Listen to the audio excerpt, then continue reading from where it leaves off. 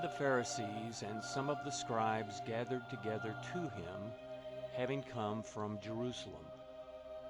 Now when they saw some of his disciples eating bread with defiled, that is, unwashed, hands, they found fault.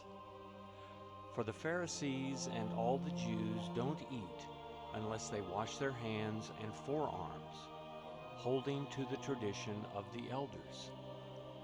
They don't eat when they come from the marketplace, unless they bathe themselves, and there are many other things which they have received to hold to, washing of cups, pitchers, bronze vessels, and couches.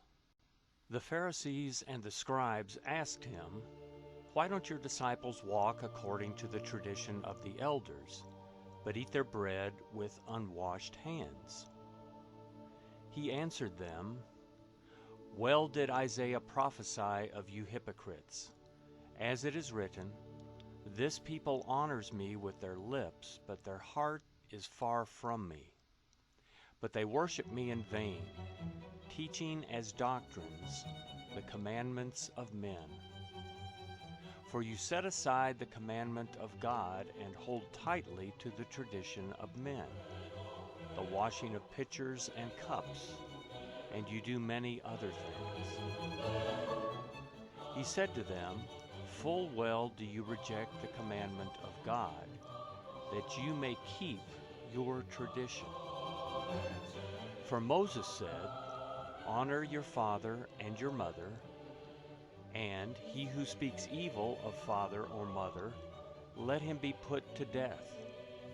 But you say, 'If a man tells his father or his mother, whatever profit you might have received from me is korban,' that is to say, given to God, then you no longer allow him to do anything for his father or his mother, making void the word of God by your tradition, which you have handed down. You do many things like this." He called all the multitude to himself and said to them, "Hear me, all of you, and understand. There is nothing from outside of the man that is going into him that can defile him.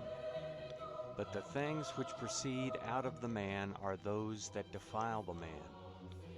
If anyone has ears to hear, let him hear." When he had entered into a house away from the multitude, his disciples asked him about the parable.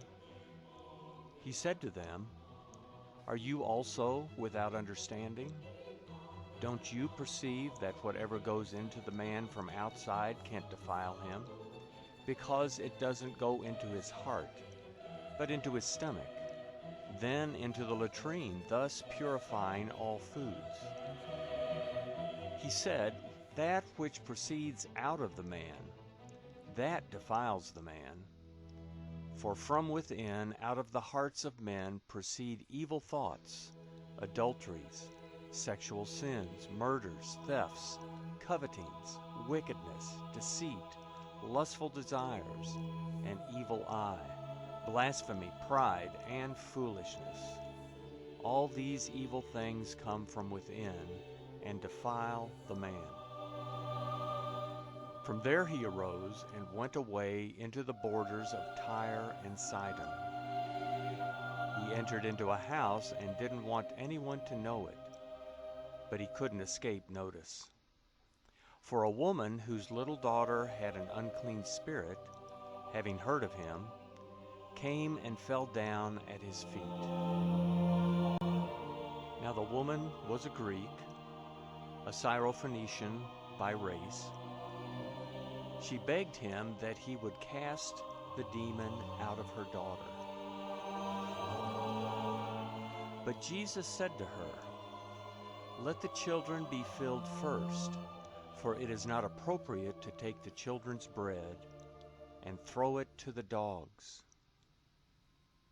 But she answered him, "Yes, Lord, yet even the dogs under the table eat the children's crumbs."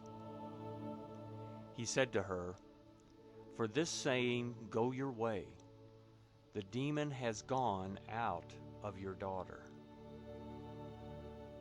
She went away to her house and found the child having been laid on the bed, with the demon gone out.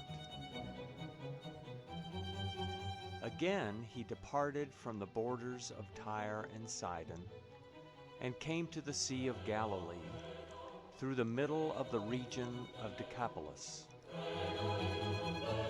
They brought to him one who was deaf and had an impediment in his speech.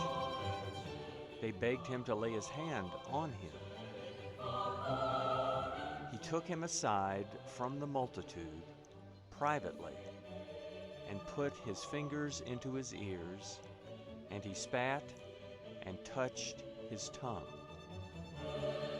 Looking up to heaven, he sighed and said to him, Ephphatha, that is, be opened. Immediately his ears were opened, and the impediment of his tongue was released, and he spoke clearly. He commanded them that they should tell no one, but the more he commanded them, so much the more widely they proclaimed it. They were astonished beyond measure, saying, He has done all things well. He makes even the deaf hear, and the mute speak.